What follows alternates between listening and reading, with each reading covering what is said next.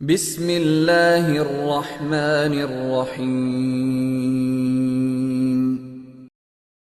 الحمد لله نحمده ونستعينه ونستغفره ونؤمن به ونتوكل عليه ونعوذ بالله من شرور أنفسنا ومن سيئات أعمالنا من يهده الله فلا مضل له ومن يضلل فلا هادي له ونشهد أن لا إله إلا الله وحده لا شريك له ونشهد أن سيدنا ومولانا محمدا عبده ورسوله أما بعد فأعوذ بالله من الشيطان الرجيم بسم الله الرحمن الرحيم الحمد لله رب العالمين وقال الله تبارك وتعالى في مقام آخر وما أرسلناك إلا رحمة للعالمين وقال الله تبارك وتعالى في مقام آخر ما آتاكم الرسول فخذوه وما نهاكم عنه فانتهوا اللهم صل على محمد وعلى آل محمد كما صليت على إبراهيم وعلى آل إبراهيم إنك حميد مجيد اللهم بارك على محمد وعلى آل محمد كما باركت على إبراهيم وعلى آل إبراهيم إنك حميد مجيد سلام اس پر کہ جس نے بے کسوں کی دستگیری کی، سلام اس پر کہ جس نے بے کسوں کی دستگیری کی، سلام اس پر کہ جس نے بادشاہی میں فقیری کی، سلام اس پر کہ اسرار محبت جس نے سمجھائے، سلام اس پر کہ اسرار محبت جس نے سمجھائے، سلام اس پر کہ جس نے زخم کھائے پھول برسائے، سلام اس پر جو خون کے پیاسوں کو کوبائیں دیتا تھا، سلام اس پر جو خون کے پیاسوں کو کوبائیں دیتا تھا، سلام اس پر جو گالیاں سن کر بھی دعائیں دیتا تھا، سلام اس پر کہ جس کے گھر نہ چاندی تھی نہ سونا تھا، سلام اس پر کہ جس کے گھر نہ چاندی تھی نہ سونا تھا، سلام اس پر کہ ٹوٹا ہوا بوریا جس کا بچھونا تھا، سلام اس پر جو سچائی کی خاطر دکھ اٹھاتا تھا، سلام اس پر جو سچائی کی خاطر دکھ اٹھاتا تھا، سلام اس پر جو بھوکا رہ کے اوروں کو کھلاتا تھا، سلام اس پر کہ جس نے کھول دی مشکیں اسیروں کی، سلام اس پر کہ جس نے کھول دی مشکیں اسیروں کی، سلام اس پر کہ جس نے بھر دی جھولیاں فقیروں کی۔ معزز علماء کرام، میرے نہایت واجب الاحترام بزرگوں، مسلک اہل سنت والجماعت احناف دیوبند سے تعلق رکھنے والے نوجوان دوستوں اور بھائیوں، ہماری آج کی یہ پہلی تعلیمات پیغمبر صلی اللہ علیہ وسلم کانفرنس جو منعقد ہوئی ہے، دراصل یہ تعلیمات پیغمبر کانفرنس ہمارا جامع مسجد عثمانیہ اقبال کالونی سرگودا کے درس قرآن کا تسلسل ہے۔ آپ حضرات کے علم میں ہے، ہر انگریزی ماہ کا پہلا جمعہ بعد از نماز عشاء یا گراؤنڈ کے متصل جامع مسجد عثمانیہ میں درس قرآن ہوتا ہے، اور تقریباً اس درس قرآن کو 4 سال مکمل ہو چکے ہیں، اور ہر انگریزی ماہ پہلا ہفتہ بعد از نماز عشاء 2 بلاک موتی مسجد میں درس حدیث شروع ہے، وہ بھی اب تقریباً 1 سال کے قریب کا عرصہ ہونے والا ہے اور تسلسل کے ساتھ جاری ہے۔ اس دفعہ ہمارے بہت سارے احباب نے یہ مشورے میں بات رکھی کہ ہماری خواہش ہے جو ہر مہینے درس قرآن مسجد میں ہوتا ہے، اس دفعہ ربیع الاول کے حوالے سے اسی درس قرآن کو مسجد سے باہر گراؤنڈ میں لے جائیں، اور قرآن کریم کی روشنی میں ربیع الاول کے اس مبارک مہینے میں حضور اکرم صلی اللہ علیہ وسلم کی تعلیمات کا تذکرہ کیا جائے۔ پھر ہم نے مشورے کے ساتھ اس کانفرنس کا نام ہی تعلیمات پیغمبر کانفرنس رکھا ہے۔ ہماری خواہش ہوگی کہ اس کانفرنس کو جس طرح ہم نے بر وقت شروع کیا ہے اسی طرح بر وقت ختم بھی کریں۔ میں نے پہلے یہ احباب سے عرض کیا تھا کہ آپ ٹھیک 8 بجے بیان شروع کرا دیں تاکہ ہمارا جو مستقل ماٹو اور ہماری پالیسی ہے نو لیٹ اور نو ویٹ کی، ہم اسی کی بنیاد پر اپنے کام کو جاری رکھیں۔ جب تھوڑے وقت اور تھوڑی عمر میں زیادہ کام کرنا ہو تو پھر آدمی کو نظم و ضبط کا پابند رہنا پڑتا ہے۔ ہمارا طے تھا کہ بیان 8 بجے سے لے کر 8:15 کے دوران بیان کو شروع کر دیا جائے گا۔ اب آپ حضرات اپنی گھڑیاں دیکھ لیں کہ ہم نے 8:15 سے قبل بیان کو شروع کیا ہے۔ مقصد یہ تھا کہ بر وقت بیان کو شروع کیا جائے۔ بہت سارے احباب کا یہ خیال ہوتا ہے چونکہ بعد نماز عشاء کانفرنس رکھی گئی ہے لہذا بیان اصل کے 11 بجے کے بعد شروع ہوں گے، اس لیے اتنی جلدی جلسہ میں جانے کی ضرورت نہیں ہے، بلکہ آپ کو تعجب ہوگا کہ سرگودا سے باہر بعض اضلاع میں میرے ساتھ ایسا بھی ہوا کہ میں بیان کر کے نکل رہا ہوں اور جلسہ سننے والے بیان کے لیے جلسہ گاہ میں آ رہے ہیں۔ انہوں نے پوچھا جی مولانا صاحب کب آئیں گے؟ تو میزبان نے کہا جی مولانا صاحب بیان کر کے جا چکے ہیں، ہمارا جلسہ ختم ہو گیا۔ وہ کہتے ہیں ہمارا خیال یہ تھا کہ بعد نماز ظہر کا اعلان ہے لہٰذا کہ عصر کے قریب بیان شروع ہوگا۔ عموماً ایسے ہوتا ہے کہ اعلان بعد نماز عشاء کا ہوتا ہے اور اہم بیان قبل نماز فجر ہوتا ہے، تو پھر لوگوں کے لیے اس کی پابندی کرنی کافی حد تک مشکل پیش ہوتی ہے۔ تو ہم نے یہ مناسب سمجھا کہ زیادہ بیانات کرانے کی بجائے ایک بیان کرا لیا جائے۔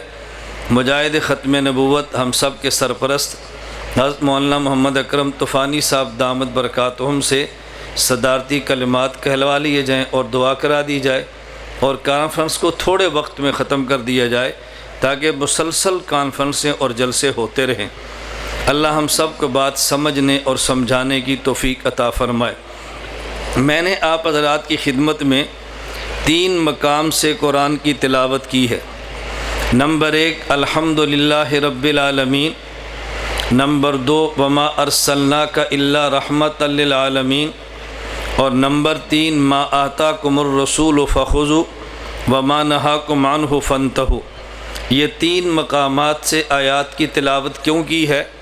یہ بات سمجھانے کے لیے کہ ہم اپنے پیغمبر کی پہلے آفاقی اور دائمی نبوت کو سمجھیں کہ ہم جس خدا کو مانتے ہیں وہ رب العالمین ہے اور جس پیغمبر کا کلمہ پڑھا ہے وہ رحمت للعالمین ہے۔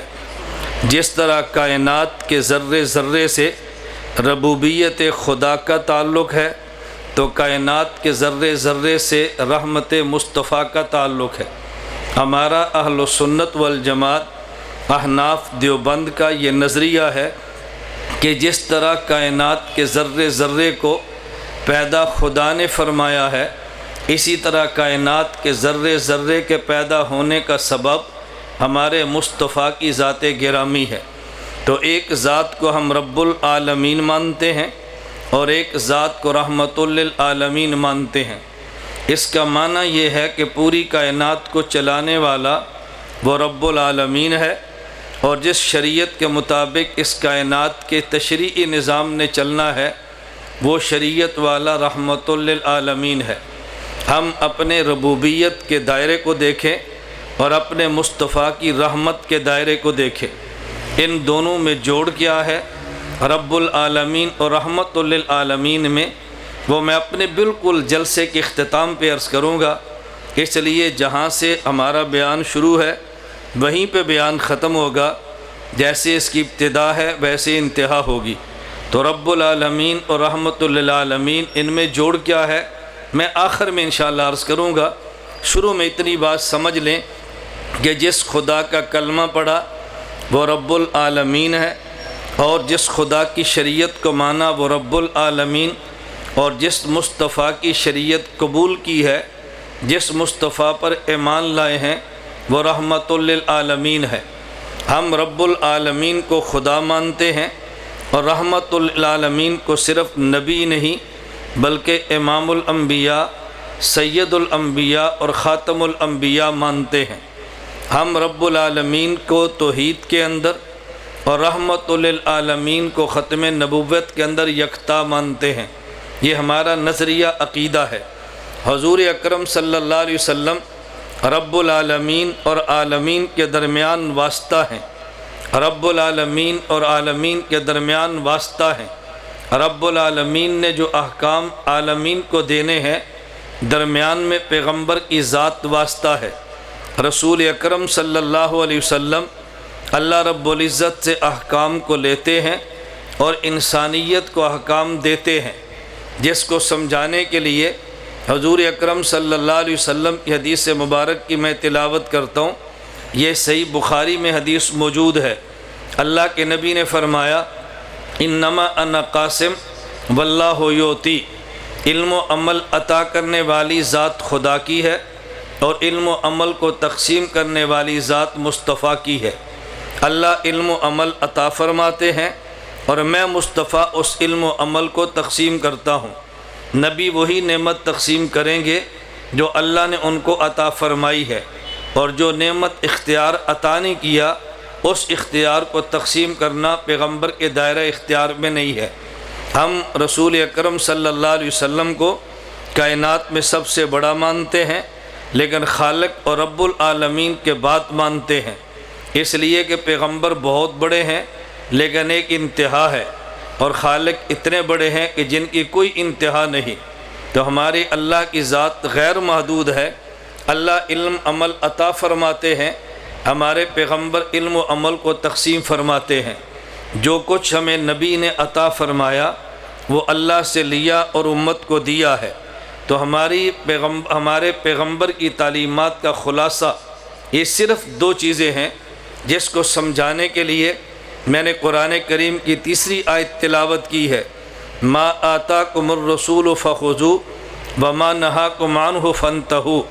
اللہ رب العزت نے فرمایا کہ جو کچھ میرا پیغمبر تمہیں دے اس کو لے لو، اور جس بات سے میرا پیغمبر منع کرے اس سے رک جاؤ۔ اس کو سمجھانے کے لیے میں مختلف انداز میں دو لفظ استعمال کرتا ہوں، نمبر 1 مامورات اور نمبر 2 منہیات۔ یہ شریعت کا خلاصہ ہے۔ مامورات کا معنی یہ ہے کہ وہ کام جن کے کرنے کا پیغمبر نے حکم دیا ہے۔ منہیات کا معنی یہ ہے وہ کام کہ جن سے ہمارے پیغمبر نے منع کیا ہے۔ تعلیمات پیغمبر کا خلاصہ دو چیزیں ہیں، بعض وہ چیزیں جن کے کرنے کا حکم دیا اور بعض وہ چیزیں جن سے بچنے کا حکم دیا ہے۔ دوسرے انداز میں سمجھیں، شریعت کا خلاصہ دو چیزیں ہیں، اور اس کو قرآن کریم نے یوں بیان کیا ہے، فَمَن يَعْمَلْ مِثْقَالَ ذَرَّةٍ خَيْرًا يَرَهُ وَمَن يَعْمَلْ مِثْقَالَ ذَرَّةٍ شَرًّا يَرَهُ۔ ایک وہ چیز ہے جسے خیر کہتے ہیں اور ایک وہ ہے جسے شر کہتے ہیں۔ پیغمبر امت کو خیر عطا کرتے ہیں اور شر سے امت کو روکتے ہیں، تو ہم نے شر سے بچنا ہے اور خیر کو لینا ہے۔ یہ تعلیمات پیغمبر کا خلاصہ ہے۔ اوامر اور نواہی کہہ لیں، مامورات اور منہیات کہہ لیں، یا خیر کا حصول اور شر سے بچنا کہہ لیں۔ اللہ رب العزت نے دو لفظوں میں بات سمجھائی ہے، ما آتاکم الرسول فخذوہ وما نہاکم عنہ فانتہوا۔ جو کام کرنے کا میرا نبی حکم دے اس کو کرو، اور جس سے میرا پیغمبر منع کر دے اس سے باز آ جاؤ۔ ایک نقطہ سمجھے، اللہ رب العزت نے اس آیت میں یہ نہیں فرمایا کہ جس کام کے کرنے کا میں حکم دوں وہ تم نے کرنا ہے، اور جس سے میں منع کروں تم نے باز آ جانا ہے۔ اگر اللہ یہ بات فرما دیتے تو انسان کے ذہن میں اعتراض آ سکتا تھا، اللہ آپ نے کس سے منع کیا اور آپ نے کس کا حکم دیا، ہمیں پتہ کیسے چلے گا؟ ہم آپ کی ذات کو دیکھ نہیں سکتے اور آپ کی بات کو سن نہیں سکتے، ہمیں پتہ کیسے چلے گا؟ اس لیے اللہ نے پیغمبر کی بات فرمائی ہے، ما آتاکم الرسول فخذوہ وما نہاکم عنہ فانتہوا، کہ جس کام کے کرنے کا میرا پیغمبر حکم دے اس کو تم لینا ہے، اور جس سے میرا پیغمبر منع کرے اس سے تم نے باز آنا ہے۔ اس کی وجہ یہ ہے کہ ہم نے اللہ کی ذات کو نہیں دیکھا، ہم نے اللہ کی بات کو نہیں سنا۔ ہمارے پیغمبر نے خدا کی بات کو سنا بھی ہے، ہمارے پیغمبر نے خدا کی ذات کو دیکھا بھی ہے۔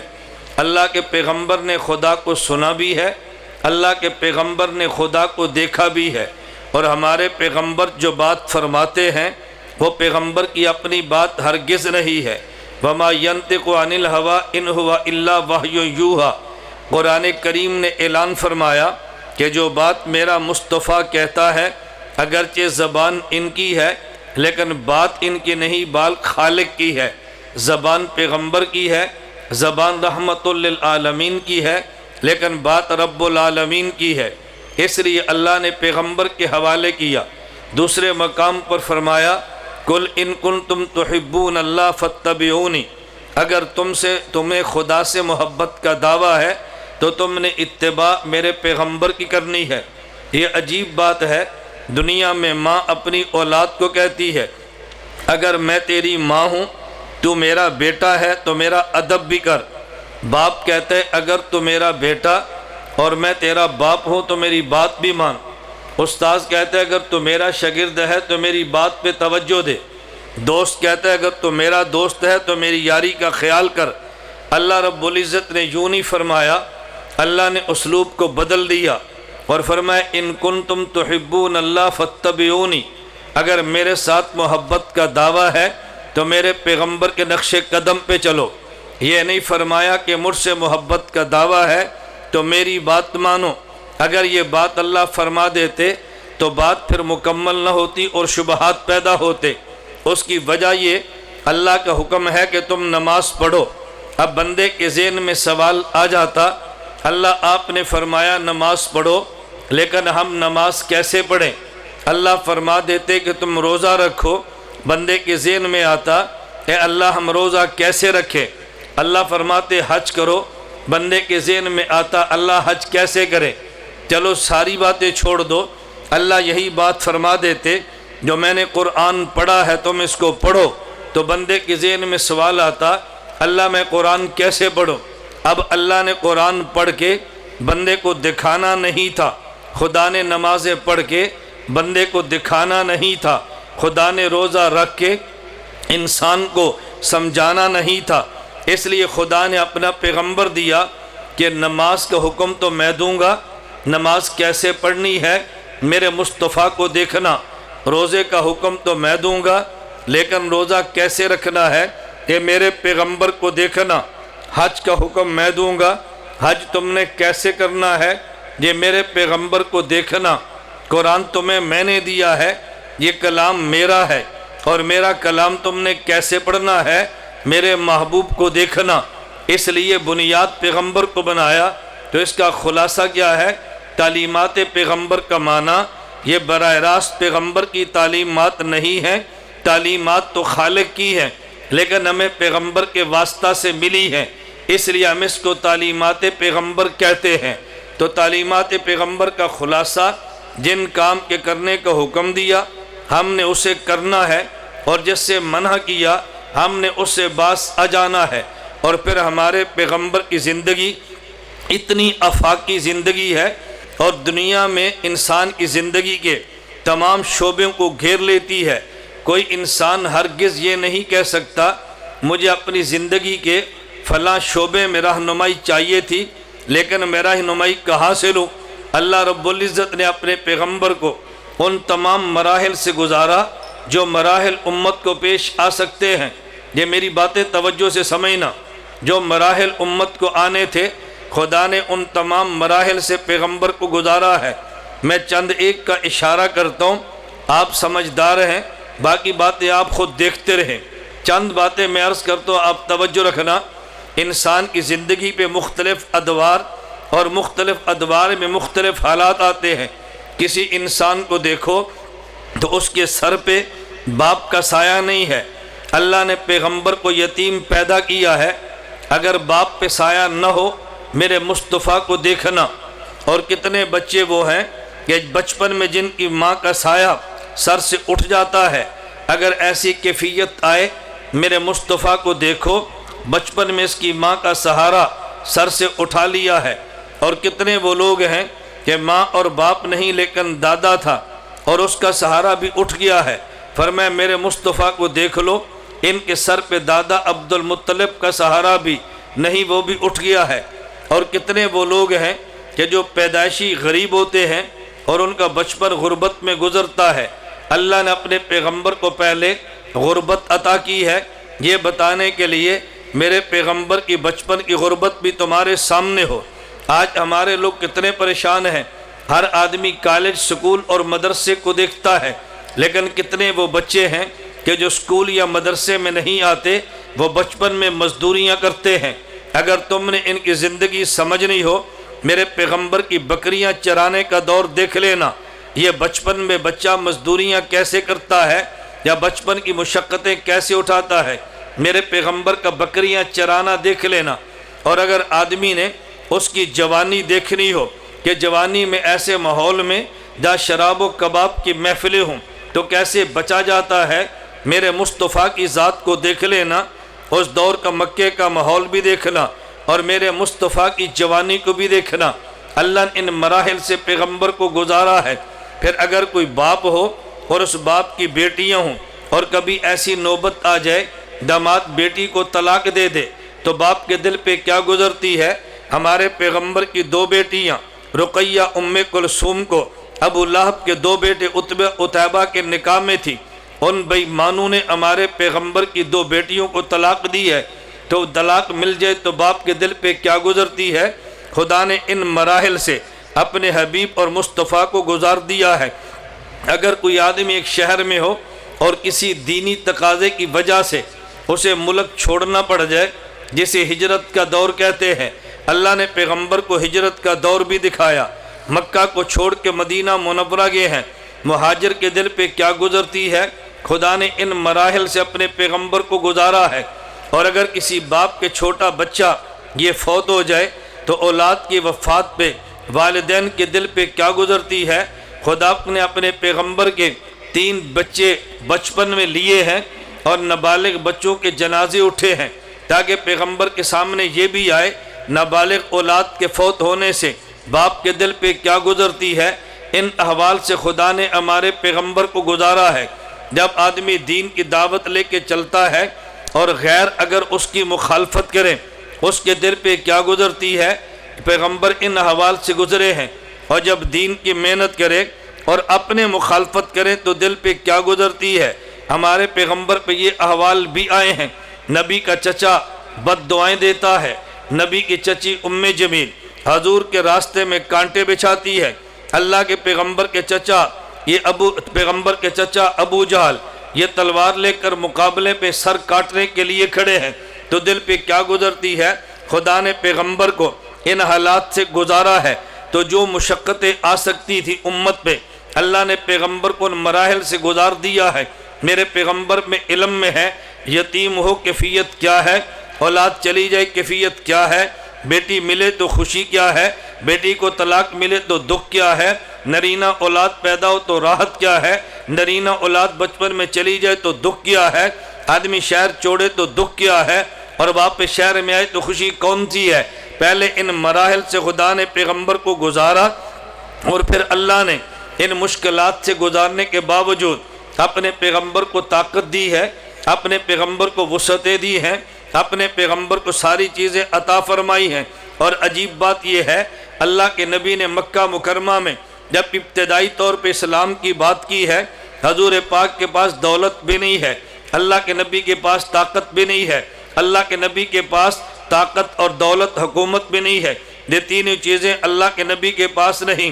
لیکن ایک دور مدینہ منورہ میں مشقتوں سے گزرنے کے بعد ایسا آیا، اللہ کے نبی کے پاس دولت بھی ہے، اللہ کے نبی کے پاس طاقت بھی ہے، اللہ کے پیغمبر کے پاس حکومت بھی ہے۔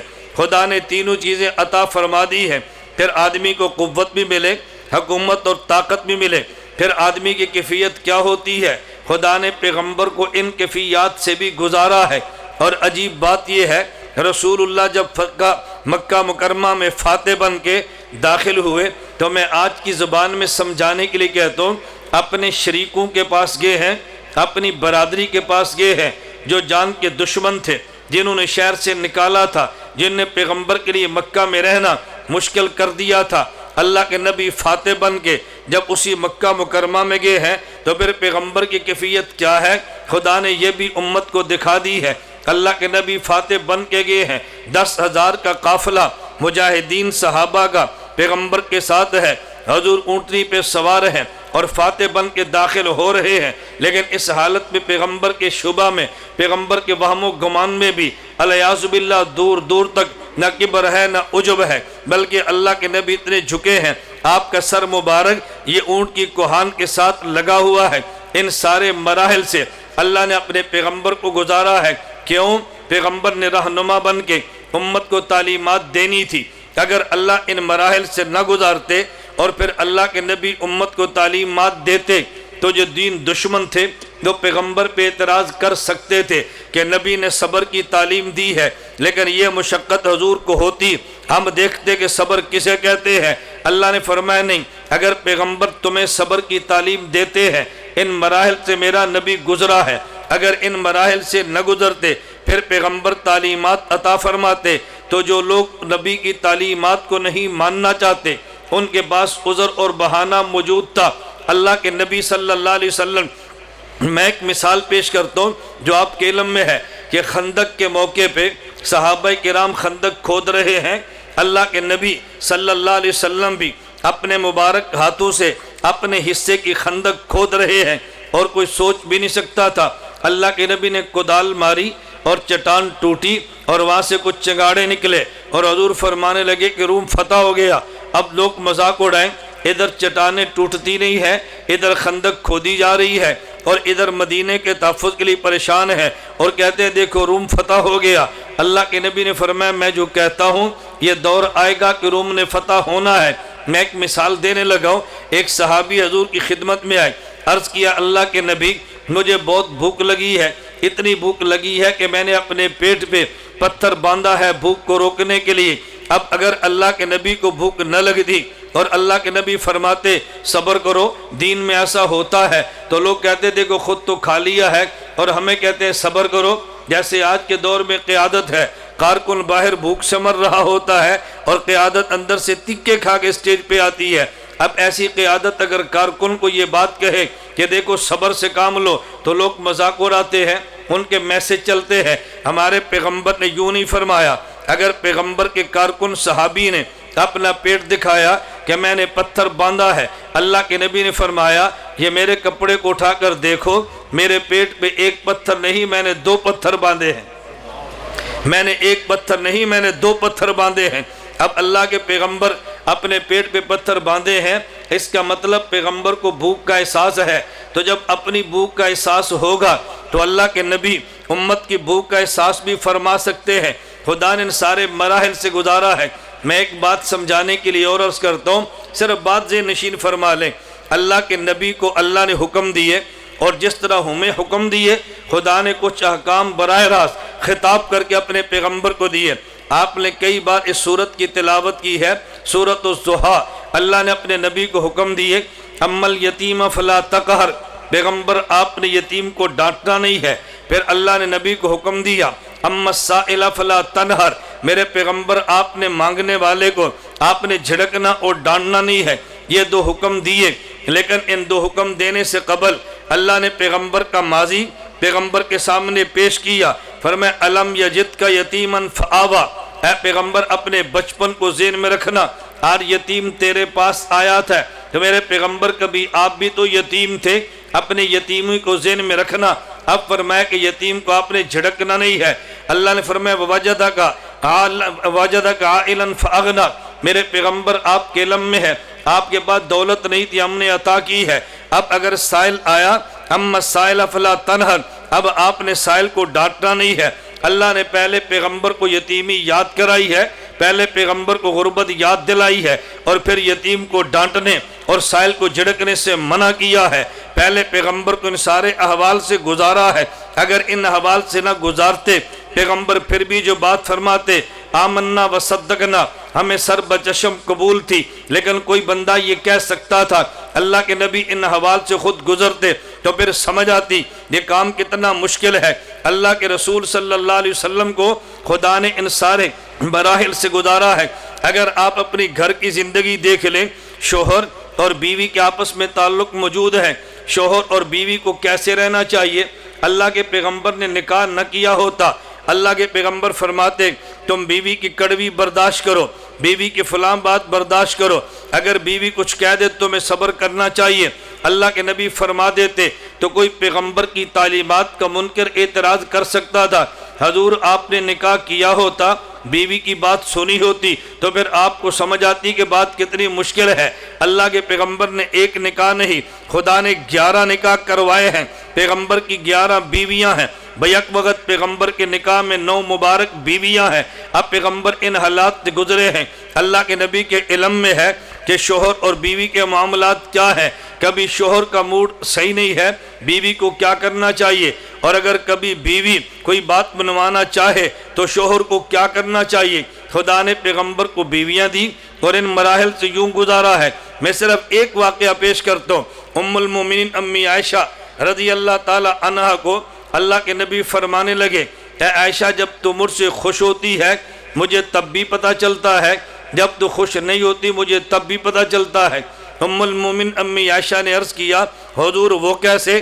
اللہ کے نبی فرمانے لگے، عائشہ جب تو مجھے یہ کہتی ہے رب محمد کی قسم میں سمجھتا ہوں عائشہ آج خوش ہے، اور جب تو کہتی ہے رب ابراہیم کی قسم تو میں سمجھتا ہوں کہ آج عائشہ خوش نہیں ہے، آج عائشہ خوش نہیں ہے۔ اب دیکھو یہ شوہر اور بیوی کے معاملات ہیں نا، میں یہ بات کیوں سمجھانے لگا ہوں، اس لیے حضرت ام المومن امی عائشہ، حضرت خدیجہ، حضرت حفصہ، حضرت میمونہ، پیغمبر کی 11 ازواج، یہ پیغمبر کی امت بھی ہیں اور پیغمبر کی بیویاں بھی ہیں۔ بحیثیت امتی زندگی اور ہے اور بحیثیت بیوی زندگی اور ہے۔ آدمی جتنا بڑا ہو اس کے گھر میں جو بیوی ہے اس کے معاملات شوہر کے ساتھ وہ نہیں ہوں گے کہ جو عام آدمی کے ہیں۔ اس لیے بڑے آدمی کا بھی شک پڑتا ہے، میری بیوی اور میری عظمت کا خیال نہیں کرتی، میری بیوی اور میرا احترام یوں نہیں کرتی جیسے لوگ باہر والے کرتے ہیں۔ بھائی باہر والوں کا تعلق آپ سے اور ہے اور گھر میں رہنے والی اہلیہ کا تعلق اور ہے۔ یہی وجہ اللہ نے قرآن کریم میں فرمایا، یا ایھا الذین آمنوا لا ترفعوا اصواتکم فوق صوت النبی، دیکھو تمہاری آواز پیغمبر کی زبان، پیغمبر کی آواز سے اونچی نہ ہو وگرنہ تمہارے اعمال ضائع ہو جائیں گے۔ حضرت مفسرین فرماتے ہیں یہ حکم عام امت کے لیے ہے، پیغمبر کی بیویوں کے لیے نہیں ہے۔ وہ صرف پیغمبر کی امت نہیں بلکہ پیغمبر کی بیوی بھی ہے، تو بحیثیت بیوی ان کو وہ حق حاصل ہے جو عام امتی کو حق حاصل نہیں ہے۔ میں یہ بات سمجھا رہا تھا کہ جو مراحل امت پہ آنے تھے اللہ نے ان سے پیغمبر کو گزارا، اور پھر پیغمبر ان حوصلے کے ساتھ ان حالات کو برداشت کرتے رہے۔ بالآخر ایک دور وہ بھی آیا، خدا نے طاقت بھی دی ہے، خدا نے حکومت بھی دی ہے، اللہ نے ہمارے پیغمبر کو طاقت، حکومت اور دولت یہ ساری نعمتیں دی ہیں، لیکن زندگی کے آخر میں دی ہیں۔ میں ایک بات درمیان میں عرض کروں، یہ شروع میں کیوں نہیں دی اور آخر میں کیوں دی ہیں؟ میں ایک سوال اٹھا کے اس کو بطور جواب پیش کر دیتا ہوں۔ میں جدہ سعودی عرب میں تھا، وہاں ایک آدمی نے مجھ سے ایک علمی مجلس میں سوال کیا اور مجھے کہنے لگا کہ مولانا صاحب آپ یہ بتائیں، حضرت امام اعظم ابو حنیفہ رحمہ اللہ تعالیٰ کو کس جرم میں جیل کاٹنی پڑی، کس جرم میں کوڑے پڑے، کس جرم میں ان کا جنازہ جیل سے اٹھا؟ میں نے کہا خلیفہ وقت نے حضرت امام اعظم ابو حنیفہ رحمۃ اللہ علیہ سے کہا ہم آپ کو قاضی القضات اور چیف جسٹس بنانا چاہتے ہیں۔ امام اعظم ابو حنیفہ فرمانے لگے میں اس عہدے کے لیے تیار نہیں ہوں۔ خلیفہ وقت کی منشا کیا تھی؟ اگر امام اعظم ابو حنیفہ جیسا آدمی چیف جسٹس بن گیا تو پھر ظاہر ہماری حکومت پکی ہے۔ اتنا بڑا آدمی جب ہمارا قاضی القضات ہوگا تو یہ بات کہنے میں حق بجانب ہوں گا کہ میری خلافت خالصتاً شریعت کے اصولوں کے مطابق ہے، ورنہ اتنا بڑا امام میرا قاضی نہ ہوتا۔ حضرت امام اعظم ابو حنیفہ کو خدا نے فراست ایمانی عطا فرمائی، فرمانے لگے میں اس منصب کے لیے تیار نہیں ہوں۔ خلیفہ نے بلا کے پوچھا آپ کیوں تیار نہیں ہے؟ یہ بڑی دلچسپ بحث ہے۔ امام اعظم ابو حنیفہ فرمانے لگے بادشاہ سلامت، میں قاضی قضات بننے کا اہل نہیں ہوں، میں اہل نہیں ہوں، اور جب میں اہل نہیں ہوں تو مجھے منصب نہیں دینا چاہیے۔ اب بادشاہ کہنے لگا آپ چیف جسٹس بننے کے اہل ہیں۔ امام صاحب نے فرمایا کہ میں اہل نہیں ہوں۔ اس نے کہا جی آپ اہل ہیں۔ امام صاحب فرمانے لگے اچھا خلیفہ وقت، اب دو باتیں، میں کہتا ہوں میں چیف جسٹس بننے کا اہل نہیں، آپ فرماتے ہیں کہ تم اہل ہو۔ یہ جو میں نے جملہ کہا میں چیف جسٹس بننے کا اہل نہیں ہوں، یا میں سچ کہہ رہا ہوں یا میں جھوٹ کہہ رہا ہوں؟ یہ بڑا نکتہ سمجھیں۔ میں جو کہتا ہوں میں چیف جسٹس بننے کا اہل نہیں ہوں، آپ کہتے ہیں کہ تو اہل ہے، میں کہتا ہوں میں اہل نہیں ہوں، میں سچ بولتا ہوں یا جھوٹ بولتا ہوں؟ دو ہی صورتیں ہیں۔ اگر میں سچ بولتا ہوں تو واقعتاً میں اہل نہیں ہوں، نہ اہل کو چیف جسٹس نہیں بنانا چاہیے، اور اگر میں اہل ہوں اور جھوٹ بولتا ہوں تو جھوٹے آدمی کو بھی چیف جسٹس نہیں بنانا چاہیے۔ تو مجھے آپ کیسے چیف جسٹس بنائیں گے؟ میں کہتا ہوں میں اہل نہیں ہوں، آپ کہتے ہیں اہل ہے۔ اگر میں سچ بولتا ہوں میں اہل نہیں ہوں تو نہ اہل کو چیف جسٹس تھوڑے ہی بناتے ہیں، اور اگر میں جھوٹ بولتا ہوں تو جھوٹے آدمی کو چیف جسٹس بنا نہیں سکتے، جھوٹا آدمی قاضی کیسے ہو سکتا ہے؟ اب بادشاہ دلیل کے سامنے امام صاحب کے سامنے خاموش ہو گیا، لیکن بادشاہ وقت تھا، کہا جی کوڑے مارو۔ امام صاحب نہیں مانے، جیل میں ڈال دو۔ امام صاحب نہیں مانے، بالآخر زہر ڈال دے کے شہید کروا دیا گیا۔ امام صاحب پھر بھی نہیں مانے۔ مجھے وہ جدہ میں ایک شخص کہنے لگا کہ مولانا یہ بتائیں اس امت کا پہلا چیف جسٹس، اس امت کا پہلا قاضی قضات کون ہے؟ میں نے کہا قاضی امام ابو یوسف، امام اعظم ابو حنیفہ کے شاگرد۔ اب ان کا سوال، مجھے کہنے لگے اگر چیف جسٹس بننا ٹھیک تھا تو امام ابو حنیفہ کیوں نہیں بنے، اور اگر چیف جسٹس بننا غلط تھا تو امام صاحب کے سب سے بڑے شاگرد امام ابو یوسف کیوں بنے ہیں؟ اگر ٹھیک تھا تو خود کیوں نہیں بنے، اور غلط تھا تو کام ان کے شاگرد نے کیوں کیا ہے؟ اب آدمی ٹھیک کہے تو پھر پچھتا ہے، اگر غلط کہے تو پھر پچھتا ہے۔ میں نے اس سے کہا ان کا جواب میرے پیغمبر کی زندگی میں مل جاتا ہے۔ مجھے کہنے لگا جی وہ کیسے؟ میں نے کہا حضور اکرم صلی اللہ علیہ وسلم کو اللہ نے ابتدائی دور میں مکہ مکرمہ میں حکومت بھی نہیں دی، طاقت بھی نہیں دی، دولت بھی نہیں دی، اور مدینہ منورہ میں آ کے حکومت بھی دی ہے، دولت بھی دی ہے، طاقت بھی دی ہے۔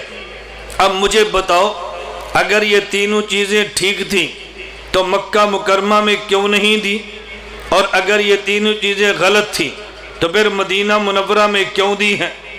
اگر ٹھیک تھی تو مکہ مکرمہ میں کیوں نہیں دی، اور اگر غلط تھی تو مدینہ منورہ میں کیوں دی ہیں؟ اب اس کے پاس تو جواب نہیں تھا۔ اس نے کہا جی میں نے آپ سے سوال کیا ہے، آپ نے الٹا مجھ پہ سوال کر دیا ہے۔ میں نے کہا تجھے اس سوال کا جواب ملا تو اس سوال کا جواب بھی ملے گا۔ مجھے کہتے ہیں جی دونوں کا جواب آپ دے دیں۔ میں نے کہا بات توجہ سے سمجھنا، اگر ابتدائی دور میں مکہ مکرمہ میں اللہ اپنے نبی کو دولت بھی دیتے، اپنے نبی کو حکومت بھی دیتے، اپنے نبی کو طاقت بھی دیتے، تو جن پیغمبر کے غلاموں نے حضور پاک کا کلمہ پڑھا تھا ان کے ایمان پہ اعتراضات تھا۔ انہوں نے کلمہ اس لیے پڑھا بلال کمزور تھا، اس کا کلمہ پڑھوں گا تو میرے سر پہ طاقت کا ہاتھ آ جائے گا، غریب کلمہ پڑھتا، میں کلمہ پڑھوں گا مجھے دولت مل جائے گی، لوگ کلمہ پڑھتے ہمیں حکومت میں عہدے مل جائیں گے۔ اگر مکہ میں خدا حکومت طاقت اور دولت دیتے، پیغمبر کے صحابہ کلمہ پڑھتے تو لوگ اعتراض کر سکتے تھے انہوں نے کلمہ دولت کے لیے پڑھا ہے، ان نے کلمہ طاقت کے لیے پڑھا ہے، ان نے کلمہ حکومت کے لیے پڑھا ہے۔ خدا نے ابتدائی طور پہ یہ چیزیں پیغمبر کو نہیں عطا کی تاکہ ان کے کلمہ گو کے ایمان پر اعتراض نہ کیا جا سکے۔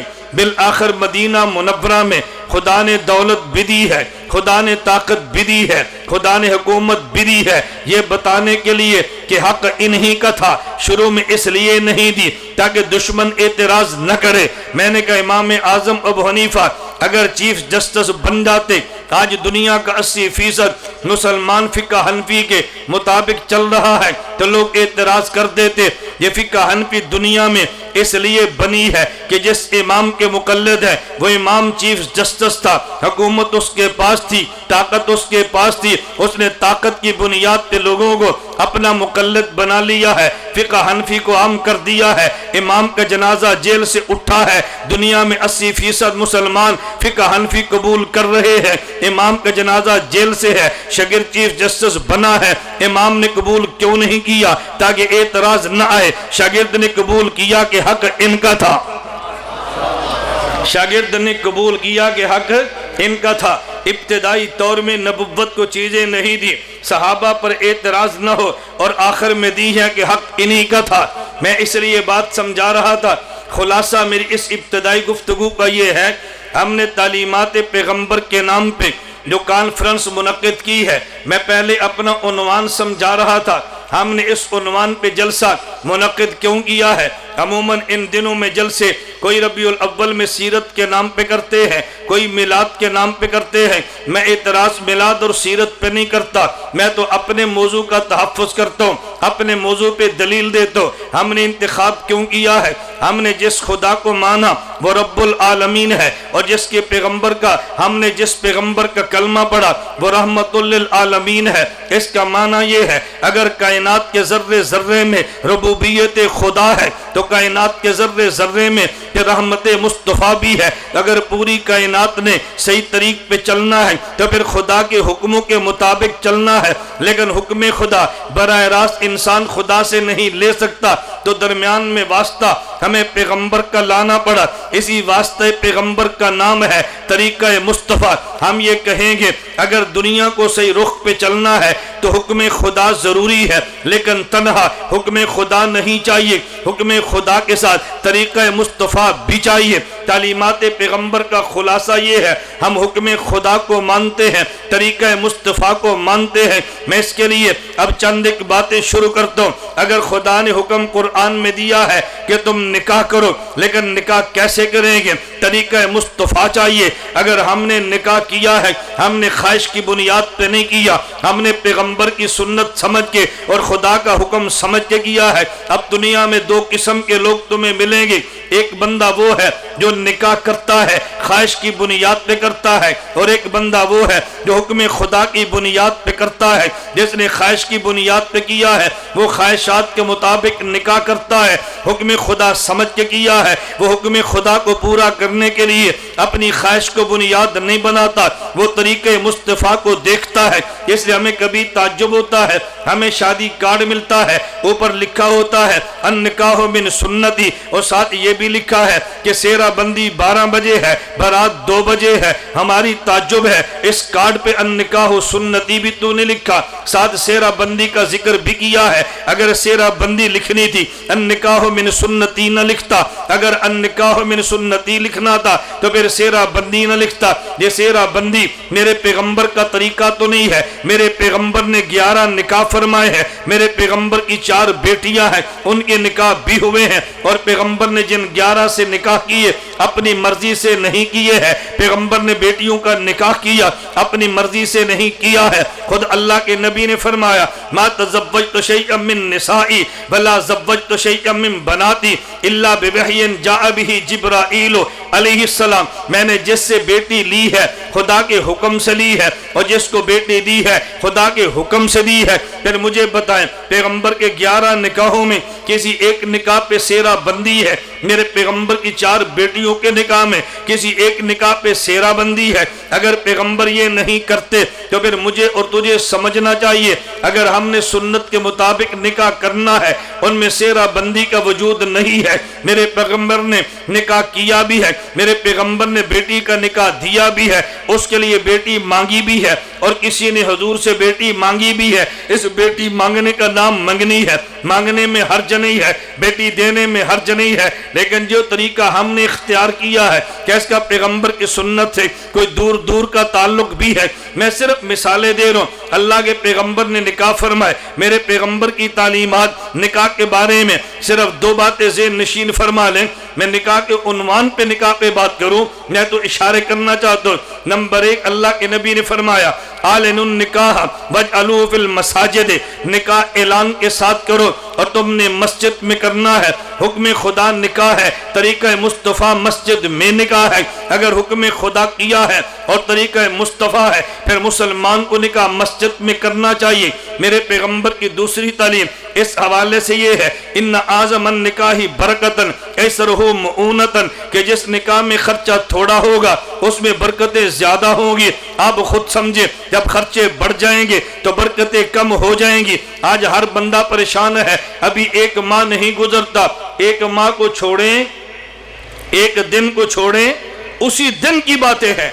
अब इस माशरे में आप भी रहते हैं, मेरे सुनाने की जरूरत नहीं है, उसी दिन की बातें हैं। इधर निकाह है, इधर तलाक है, इधर निकाह है, उधर बेटी जाती नहीं, उधर निकाह है, उधर बेटा कबूल नहीं करता। उसी दिन के वाकयात। मेरे पैगंबर की तालीमात क्या है? निकाह मस्जिद में होना चाहिए, निकाह पे खर्चे कम होने चाहिए।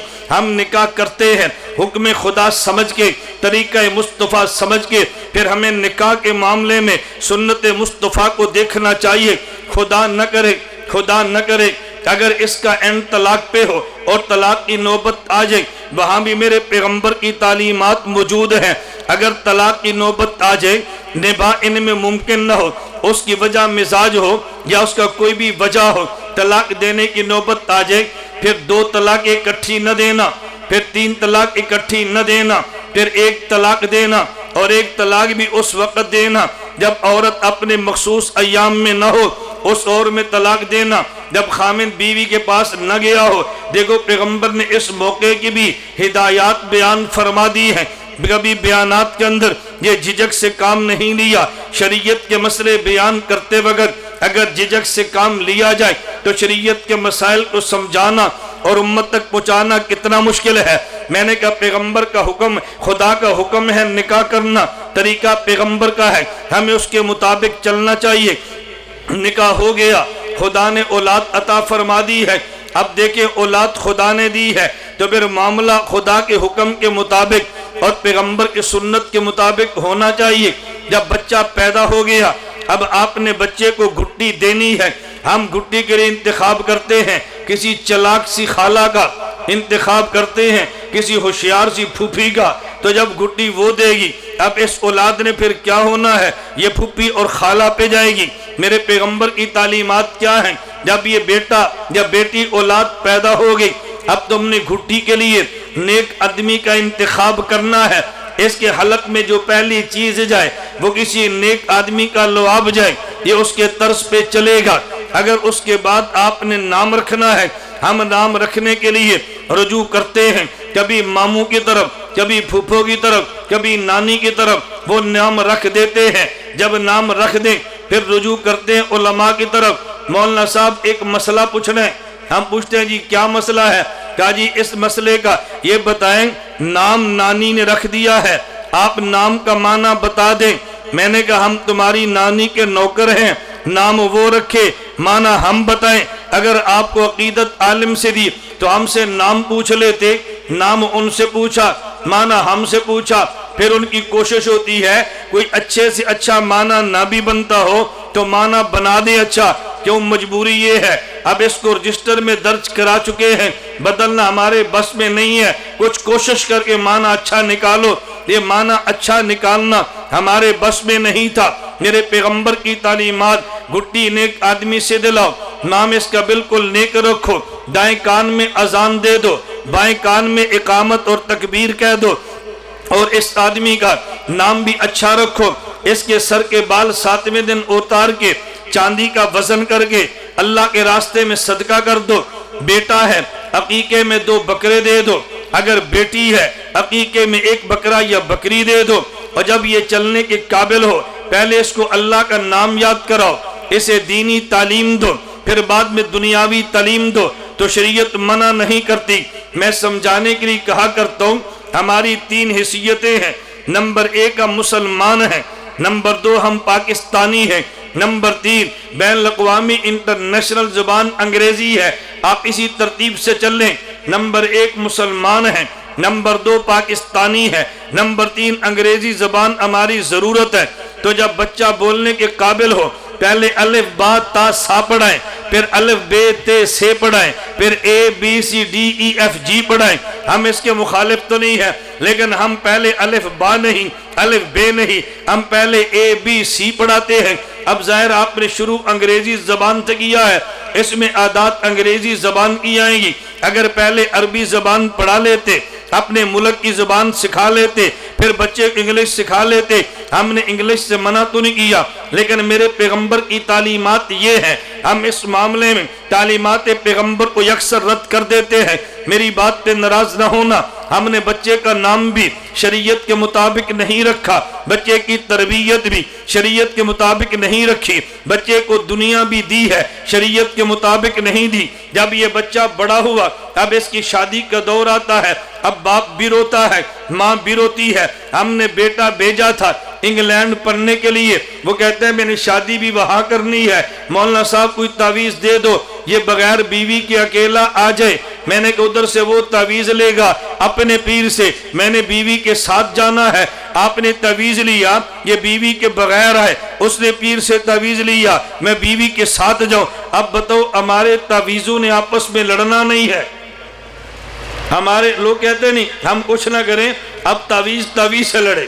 حکیم الامت مجدد الملت مولانا اشرف علی تھانوی نور اللہ مرقدہ حضرت کے پہلوان ایک مرید تھے، حضرت کی خدمت میں آئے اور حضرت سے عرض کرنے لگے حضرت کل میری کشتی ہے، آپ مجھے تعویذ عنایت فرمائے۔ حکیم الامت تھانوی فرمانے لگے جو تیرا مخالف پہلوان ہے کوئی پیر اس کا بھی ہوگا؟ کہا جی ہو سکتا ہے۔ فرمایا وہ اپنے پیر سے تعویذ لے گا، میں نے کشتی کرنی ہے، تو نے تعویذ مجھ سے لیا، میں نے کشتی کرنی ہے۔ اب مجھے بتا پیروں کے تعویذ نے کشتی کرنی ہے یا پیروں کے مرید پہلوانوں نے کشتی کرنی ہے؟ کہا جی کشتی تو ہم نے کرنی ہے۔ فرمایا پھر تعویذ کی ضرورت کیا ہے؟ پھر ایکسرسائز کرو، بادام کھاؤ، خوراک کھاؤ اور کھاڑے میں اتر کے لڑو۔ یہ میں وہ باتیں کہتا ہوں جو حقائق ہے۔ والدین بھی تعویذ لیتے ہیں، لڑکا بھی تعویذ لیتا ہے، لڑکی بھی تعویذ لیتی ہے، تینوں تعویذ لیتے ہیں۔ اور ہر آدمی، مجھے آج کی بات ہے، ایک خاتون نے مجھے فون کیا کہ مولانا صاحب ہم فلاں پیر سے تعویذ لے رہے ہیں، 3 بہنیں ہیں، نکاح کے لیے تعویذ لے رہے ہیں۔ میں نے کہا بھی تو تے تعویذ اتار دے، تو تے میں نے فون کر لیا ہے، باقی بہنوں کو بعد میں دیکھیں گے، تو اتار اس مسئلے کو۔ ہم تعویذ کے مخالف نہیں ہیں، میں جو بات سمجھانا چاہتا ہوں اس کو آپ ذہن میں رکھنا۔ میں نے کہا تعلیمات پیغمبر کا ہم نے خیال نہیں کیا، اب ہمیں تعلیمات پیغمبر یاد کب آتی ہے؟ جب بچہ جوان ہوتا ہے، وہ مال کماتا ہے، ماں کہتی ہے مجھے دیتا نہیں، باپ کہتے ہیں مجھے دیتا نہیں، ہماری مرضی کے مطابق نکاح کرتا نہیں، ہم روتے ہیں رات کو گھر آتا نہیں، چھٹیوں میں ہمارے پاس رہتا نہیں۔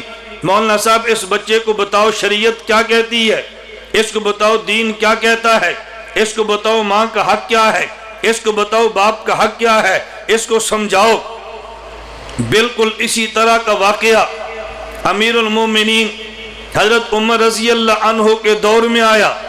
حضرت عمر کے پاس ایک بوڑھے بابا جی آئے، اپنے ساتھ نوجوان بیٹے کو لائے، کہا امیر المومنین میرے بیٹے کو تنبیہ کریں، میرا ادب نہیں کرتا، میری عزت نہیں کرتا، میرا خیال نہیں کرتا، اس میرے بیٹے کو سمجھائیں۔ سمجھانے کا معنی کہ درے سے اصلاح کریں۔ حضرت عمر رضی اللہ عنہ نے اس نوجوان سے پوچھا تیرے ابو جی ٹھیک کہتے ہیں؟ اس نے کہا امیر المومنین بالکل ٹھیک کہتے ہیں۔ تو حضرت عمر نے پوچھا تو ایسا کیوں کرتا ہے؟ اگر تو ٹھیک ہو تجھے سزا کے طور پہ درے ماروں گا۔ وہ نوجوان بیٹا کہنے لگا امیر المومنین مجھے یہ فرمائیں ایک بات میں بھی پوچھ سکتا ہوں؟ فرمایا پوچھو۔ اس نے کہا جی میرے ذمہ باپ کے سارے حق میں مانتا ہوں، مجھے یہ بتائیں کوئی میرا حق میرے باپ کے ذمہ بھی ہے؟ فرمایا بنیادی طور پہ تیرے باپ کے ذمہ 3 حق تھے۔ نمبر 1 اچھی عورت سے نکاح کرتا تاکہ اولاد کی ماں نیک ہوتی۔ نمبر 2 تیرا نام ٹھیک رکھتا نمبر 3 تجھے دین کی تعلیم دیتا۔ اس نوجوان نے کہا میرے باپ سے پوچھو، اس نے بازاری لونڈی سے نکاح کیا ہے۔ میرے باپ سے پوچھو، میرا نام جول، یہ گوبر کا کیڑا، یہ میرا نام رکھا ہے۔ مجھے ایک دن بھی کسی دینی ادارے میں تعلیم کے لیے نہیں بھیجا۔ حضرت عمر نے فرمایا بابا جی یہاں سے تشریف لے جاؤ، پہلے اولاد کی حق ادا کرو، پھر اولاد سے حق کے مطالبے کرو۔ ہمیں تعلیمات پیغمبر تب یاد آتی ہے جب بیٹا بات مانتا نہیں ہے، جب یہ بات مانتا ہے، سمجھانے کے لیے تیار نہیں ہے۔ یہ میرے ساتھ اپنا واقعہ ہے۔ میں مدرسے پڑھتا تھا، میرے ایک عزیز خاتون تھی، مجھ سے عمر میں کافی بڑی تھی، مجھے فرمانے لگی یہ ہمارا بچہ ہے، غالباً وہ 9ویں یا 10ویں کلاس میں ہوگا، آج چھٹیاں ہیں، ان کو 1 مہینہ مدرسے میں رکھ لو۔ میں نے مشکل سے مدرسے سے اجازت لی، خصوصی طور پہ داخلہ دلوایا، بھئی 1 مہینے کے لیے اس کو رکھ لیں۔ موت میں صاحب مان گئے۔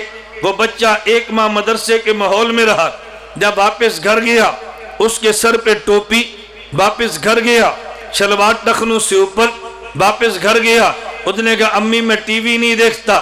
اس کی ماں نے آئندہ مہینے مدرسے نہیں بھیجا، اور مجھے کہنے لگی میں نے اس لیے مدرسے نہیں بھیجا تھا سر پہ ٹوپی پہن لے اور مولوی بن جائے، اس لیے نہیں بھیجا تھا یہ ستھن اپنے گٹیاں تو اتے ٹوگ لے، میں نے اس لیے نہیں بھیجا تھا یہ ٹی وی پر ہمیں بھی منع کرے۔ میرا مقصد تو یہ تھا ماں کی بات مانے، ابو کا ادب کرے، مدرسے سے سیکھ کر آئے۔ میں نے کہا اس کا مطلب یہ ہے ہم اتنی تعلیمات پیغمبر چاہتے ہیں جس سے ہمارا کام بنے، وہ تعلیمات پیغمبر نہیں چاہتے جس کے لیے انسانیت کا کام بنے۔ ہم نے نکاح کیا، اگر حکم خدا سمجھا ہے پھر طریقہ مصطفیٰ بھی دیکھو، اولاد کے ساتھ معاملہ اگر حکم خدا ہے تو پھر طریقہ مصطفیٰ بھی دیکھو۔ ہم نے تجارت کرنی ہے، شریعت منع تو نہیں کرتی، فرق اتنا ہے ایک بندہ تجارت کرتا ہے میری ضرورت ہے، ایک بندہ تجارت کرتا ہے یہ میرے اللہ کا حکم ہے، تو جب یہ حکم خدا سمجھے گا تو پھر طریقہ مصطفیٰ کو بھی دیکھے گا، اور جب حکم خدا سمجھ کے طریقہ مصطفیٰ کے مطابق یہ تجارت کرتا ہے، آپ یقین فرمائیں میں بے ادبی نہ ہو تو یہ بات عرض کرتا ہوں، بعض فضائل تجار کے اللہ کے نبی نے وہ بیان فرمائے کہ بعض وہ فضائل علماء کے بھی نہیں ہیں، اتنے عجیب فضائل بیان فرمائے۔ آپ صرف ایک فضیلت ذہن نشین فرمائیں، اللہ کے نبی نے فرمایا ایسا تاجر جو سچ بولتا ہو اور ایسا تاجر جو امانت دار ہو۔ تجارت میں بنیادی 2 ہی چیزیں ہیں، نمبر 1 خیانت کی بجائے امانت سے کام لے، نمبر 2 جھوٹ بولنے کی بجائے سچ سے کام لے۔ یہ تجارت کے بنیادی تاجر کی 2 خوبیاں تھی۔ اللہ کے نبی نے فرمایا تاجر سچ بھی بولتا ہو اور تاجر امانت سے کام لیتا ہو، یہ قیامت کے دن اللہ اس کو انبیاء کے ساتھ کھڑا کرے گا۔ اب یہ چھوٹی فضیلت تو نہیں ہے، لیکن اس کو یہ بھی دیکھے اگر حکم خدا ہے تو پھر طریقہ مصطفیٰ بھی ذہن میں رکھے، حکم خدا بھی ہو طریقہ مصطفیٰ بھی ہو۔ تجارت عبادت بنتی ہے، لیکن ہم کیا کریں گے؟ تجارت شریعت کے مطابق بھی نہیں کرتے، لیکن اگر تجارت کی ہے اور کامیاب نہیں ہوئی پھر ہمیں مسجد بھی یاد آتی ہے، دکان میں قرآن خوانی بھی یاد آتی ہے، پھر ہمیں مدرسے کا کالا بکرا بھی یاد آتا ہے، پھر ہم سب کچھ کر گزرتے ہیں، لیکن تب ہے جب دکان نہ چلے، اور اگر دکان چل پڑے پھر ہماری خرمستیاں وہ دیکھنے کے قابل ہوتی ہے۔ تو تاجر کو بھی چاہیے اگر حکم خدا ہے پھر طریقہ مصطفیٰ بھی ذہن میں رکھ لے۔ میں اس پہ لمبی گفتگو نہیں کرتا، صرف ایک بات تجار سے عرض کرتا ہوں، آپ نے صبح دکان پہ جانا ہے، صبح بازار تو جانا ہی ہے، صرف اگر ایک بات کا اہتمام فرما لیں جو سب سے آسان ترین ہے کہ جب بازار جانے لگے تو 4تھا کلمہ پڑھ لیں۔ ہر بندے کو یاد ہے لا الہ الا اللہ وحدہ لا شریک لہ لہ الملک و لہ الحمد یحیی و یمیت، یہ 4تھا کلمہ مکمل پڑھ لیں۔ اس پہ ملے گا کیا؟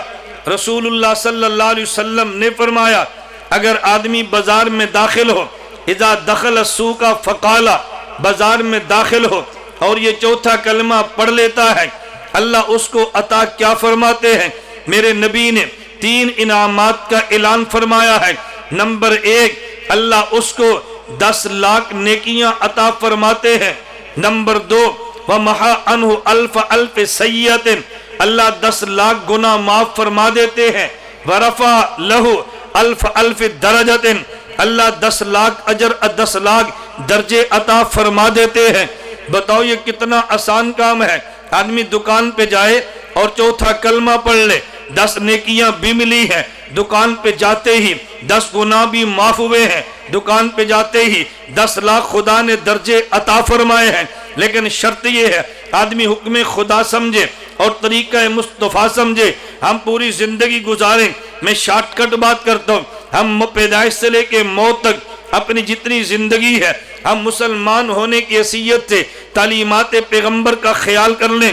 اگر نکاح ہے پیغمبر کی سنت حکم خدا، بچوں کی تربیت ہے پیغمبر کی سنت حکم خدا، اگر ہم نے تجارت کرنی ہے پیغمبر کی سنت اور حکم خدا، اگر خاندان سے معاملات ہیں پیغمبر کی سنت اور حکم خدا، اگر سودی معاملات سے بچ کے ہم نے نفقات پہ عمل کرنا ہے تو پھر سنت مصطفیٰ اور حکم خدا، ہم ان 2 چیزوں کو لے کر چلیں تو پھر زندگی پوری گزرتی ہے، عبادت بن جاتی ہے، ہمارا جینا اور مرنا عبادت بن جاتا ہے۔ آخر میں انسان کی موت کا وقت جب آئے تو آدمی کے سامنے جنازہ ہے، کم از کم آدمی اس موقع پر اس بات کا خیال ضرور کر لے کہ یہ آخری موقع ہے، میت کے ساتھ میرا یہ آخری تعلق ہے، آدمی دنیا سے جانے لگا ہے۔ اس وقت بھی ہمارے یہاں 2 قسم کے لوگ ہیں، بعض وہ ہیں جو میت کے مرنے پر بھی اپنی خواہشات کا خیال کرتے ہیں، اپنی ناک کا خیال کرتے ہیں، اپنی برادری پہ توجہ دیتے ہیں، لیکن میت کو ضرورت اس بات کی ہے، اس بات پہ توجہ دینے کے لیے قطعاً تیار نہیں ہے۔ یہ میت کا حق تھا، میت کو غسل دیا جاتا، اس کا حق تھا، اس کو کفن دیا جاتا، اس کا حق تھا، اس پہ جنازہ پڑھا جاتا، میت کا حق تھا، قبر تک اس کے ساتھ جایا جاتا، میت کا حق تھا، دفن کے بعد دعا کی جاتی، میت کا حق تھا، اگر اس کے ذمے قرضے تھے ادا کر دیے جاتے، یا میت کا حق تھا اس کی وراثت کو شریعت کے مطابق تقسیم کر دیا جاتا، لڑکوں کا حق بھی دیا جاتا، لڑکیوں کا حق بھی دیا جاتا۔ ہم باقی کام کر لیں گے لیکن وراثت تقسیم کرتے وقت لڑکے جبر سے حق وصول کر لیتے ہیں، لڑکی کمزوری کی بنیاد پہ حق وصول نہیں کر پاتی۔ ہم نے پیغمبر کی تعلیمات کو چھوڑا ہے، ہمیں بحیثیت مسلمان چاہیے، ہم نے پیدائش سے لے کے وفات تک اپنے پیغمبر کی تعلیمات پہ عمل کرنا ہے۔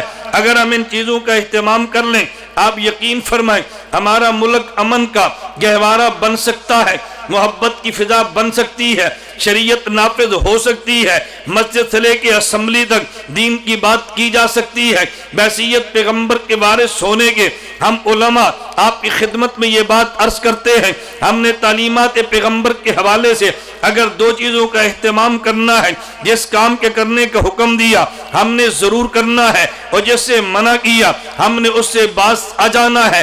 اس پہ یہ نہ دیکھیں میرا نقصان کتنا ہے، یہ نہ دیکھیں میرا نفع کتنا ہے، پیغمبر کی تعلیمات پہ چلتے رہیں۔ میرے پیغمبر نے جو تعلیمات دی ہے میں نے اس کے کچھ اشارے ذکر کیے ہیں، میں نے ہلکی ہلکی سی گفتگو کی ہے صرف بات کو سمیٹنے کے لیے۔ میں آخر میں صرف 2-3 باتیں، یہ تو عملی زندگی کے حوالے سے کی ہیں، آخر میں 2-3 باتیں میں نظریاتی حوالے سے کرنا چاہتا ہوں، کیونکہ شریعت میں 2 چیزیں بنیاد ہیں۔ نمبر 1 انسان کے عقائد بھی ہے، نمبر 2 انسان کے اعمال بھی ہے۔ ہم اعمال میں بھی تعلیمات پیغمبر کا خیال کریں، ہم نظریات میں بھی تعلیمات پیغمبر کا خیال کریں۔ تعلیمات پیغمبر میں پہلی چیز حضرت آدم سے لے کے حضور اکرم صلی اللہ علیہ وسلم تک ہم سارے انبیاء کو بلا تفریق مانتے ہیں، سارے نبیوں پہ ایمان لاتے ہیں، کسی ایک نبی کو مان کے دوسرے کا انکار نہیں کرتے، ہم سارے نبیوں کو مانتے ہیں، تمام انبیاء کی عزت کرتے ہیں،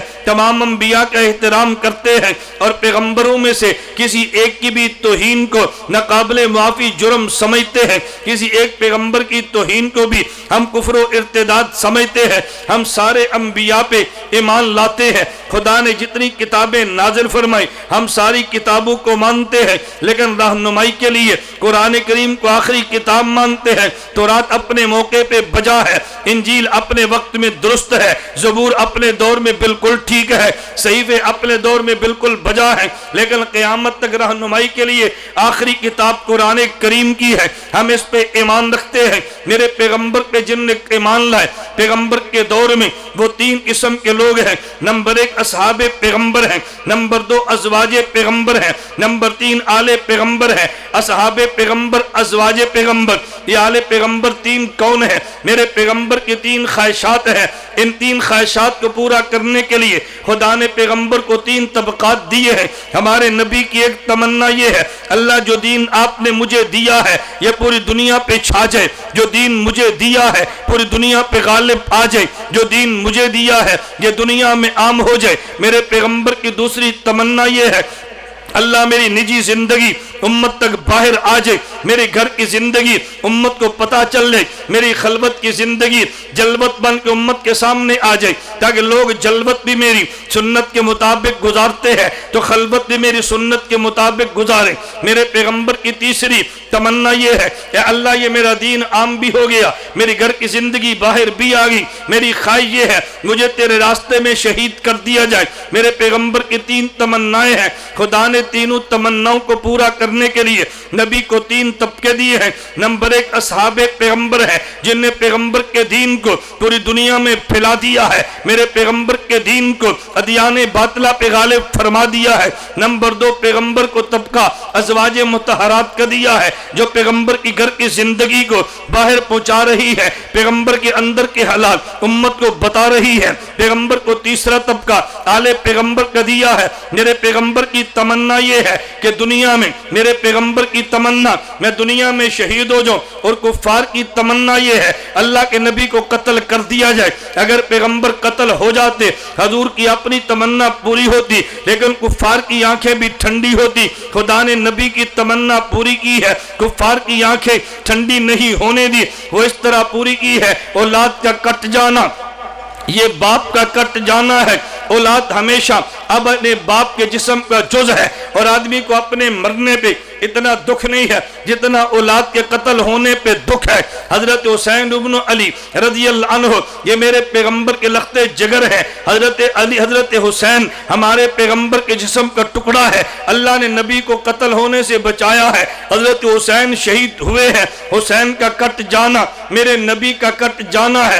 हजरत हुसैन का शहीद होना ये पैगंबर के कत्ल के मुतरादिफ है। हमारे पैगंबर सल्लल्लाहु अलैहि वसल्लम की तमन्ना, अल्लाह मैं तेरे रास्ते में शहीद हो जाओ। खुदा ने नबी को बचा के हुसैन इब्न अली ने कुर्बानी दे के मेरे पैगंबर की तमन्ना को पूरा किया है। मेरे पैगंबर की तीन तमन्नाएं हैं, दुनिया में दीन आम हो जाए, ये तमन्ना असहाबे पैगंबर ने पूरी की है। मेरी खलवत की जिंदगी बाहर पहुंचे, अज़वाजे पैगंबर ने तमन्ना पूरी की है, तेरे रास्ते में शहीद हो जाओ। पैगंबर की तमन्ना आले पैगंबर की सूरत में पूरी हुई है। हम तीनों को मानते हैं, अहले बैत भी ईमान है, अज़वाज भी ईमान है, पैगंबर के आप भी ईमान है। हम किसी एक का भी इनकार नहीं करते। जो एक का भी इनकार करे वो उम्मत को तोड़ता है, और जो सबको मान लेता ये उम्मत को जोड़ता है। असहाबे पैगंबर के बाद उम्मत में औलिया है। हम औलिया किराम को भी मानते हैं, औलिया किराम की करामात को भी मानते हैं, औलिया के कश्फ करामात को भी मानते हैं, औलिया को भी मानते हैं, औलिया की करामत भी मानते हैं। लेकिन हमारे पैगंबर की तालीमात ये है, हम वली की करामत को मानते हैं, लेकिन वली के खुदा से मांगते हैं। वली की करामत को मान के वली से नहीं, वली के खुदा से मांगते हैं। ये हमारे पैगंबर की तालीमात का हिस्सा है। मैं बताने ये लगा, नजरियाती तौर पे अंबिया भी सारे मानते हैं, आसमानी किताबों को भी मानते हैं, पैगंबर के असहाब व अज़वाज, हम पैगंबर के आले बैत को भी मानते हैं, पैगंबर के बाद औलिया को भी मानते हैं। उम्मत की रहनुमाई के लिए पैगंबर ने उम्मत को उलमा दिए हैं। हम उलमा को नबी का वारिस समझ के इन उलमा का एहतराम करते हैं, लेकिन उलमा के एहतराम का हरगिज़ माना यह नहीं है कि हम तंजीमी उमूर में, हम अपने इंतजामी उमूर में हुकूमत की बात भी मानते हैं। ये बात अच्छी तरह ज़हन में बिठा ले। एक मामला शरी उमूर का है, एक मामला इंतजामी उमूर का है। शरी उमूर कैसे चलाने हैं ये उलमा बताएंगे, इंतजामी उमूर कैसे चलाने हैं हुक्मरान बताएंगे। इनमें लड़ाई झगड़े की बात नहीं है। गुज़श्ता दौरे हुकूमत में हमारे 32 उलमाए देवबंद का वफद, इनके नुमाइंदा वफद की मुलाकात हमारे पंजाब के वजीर आला मियाँ शहबाज शरीफ साहब से थी। अल्लाह की शान ये है, उस गुफ्तगू में जामिया अशरफिया के मुहतमिम मौलाना फजल रहीम दामद बरकातुहुम भी थे। हजरत ने उलमा से फरमाया कि आज के इजलास में हम तर्जमानी के लिए और गुफ्तगू का हक मेरे बारे में हम इसको देते हैं। इजलास शुरू हुआ, मियाँ साहब तशरीफ फरमाते, हमारा 25 मिनट से ज़्यादा इजलास नहीं चला।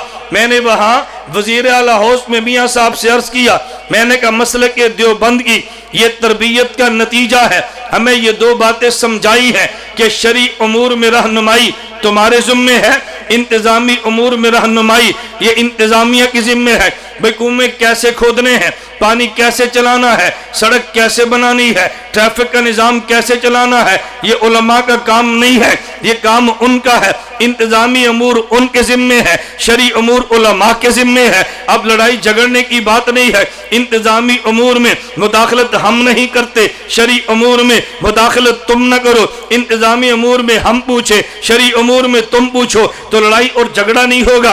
ये हमारे पैगम्बर की तालीमात में से जो बातें हमारे सामने हैं, मैंने वो अर्ज़ की है। हमारे पैगम्बर ने अगर उलमा का वकार बताया है तो बड़ों का अदब सिखाया है और बच्चों पे शफकत सिखाई है और बच्चों में बिल्कुल आम रखा है। ये नहीं है कि बच्चा मुसलमान का हो आपने मोहब्बत करनी है, बच्चा काफिर के घर पैदा हो आपने नफरत की निगाह से देखना है।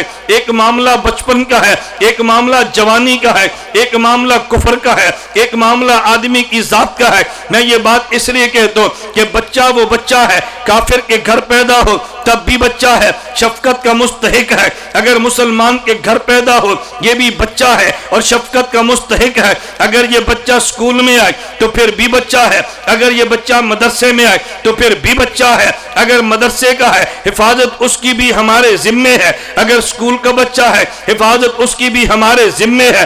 अगर कोई मदरसे पे हमला करके बच्चों को नुकसान पहुंचाए हम इसके भी मुखालिफ है। अगर स्कूल पे हमला करके बच्चों को नुकसान पहुंचाए हम इसके भी मुखालिफ है। अगर मदरसे पे कुछ चढ़ दौड़े ये भी जुल्म है, अगर स्कूलों पे चढ़ दौड़े तो ये भी जुल्म है। मदारिस की हिफाजत भी हमारे जिम्मे है, स्कूलों की हिफाजत भी हमारे जिम्मे है। उसकी वजह यह है स्कूल में डॉक्टर और पायलट इंजीनियर बनते हैं और मदारिस में क़यामत के दिन के लिए सिफारशी बनते हैं। स्कूलों का अपना काम है, मदरसों का अपना काम है। अगर आपको डॉक्टर चाहिए वो मदरसा नहीं वो स्कूल और कॉलेज देगा, हमारी जरूरत है। और अगर आपको इंजीनियर चाहिए वो मदरसा नहीं वो स्कूल और कॉलेज देगा, ये हमारी जरूरत है। अगर हमें पायलट चाहिए ये मदरसा नहीं ये स्कूल देगा, ये हमारी जरूरत है। लेकिन मस्जिद का इमाम चाहिए ये स्कूल और कॉलेज नहीं ये मदरसा देगा। अगर खतीब चाहिए स्कूल और कॉलेज नहीं ये मदरसा देगा। अगर मुफ्ती चाहिए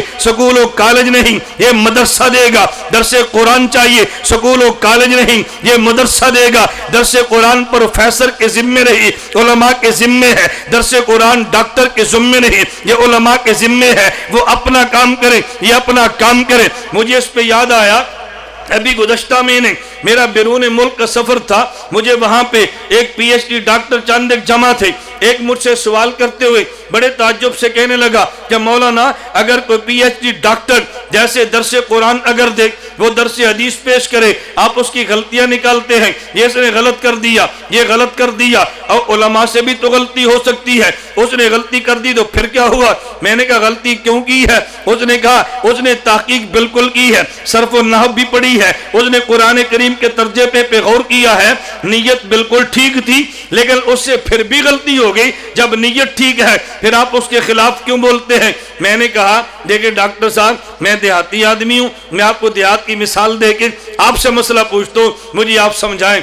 मुझे कहने लगे जी बताएं।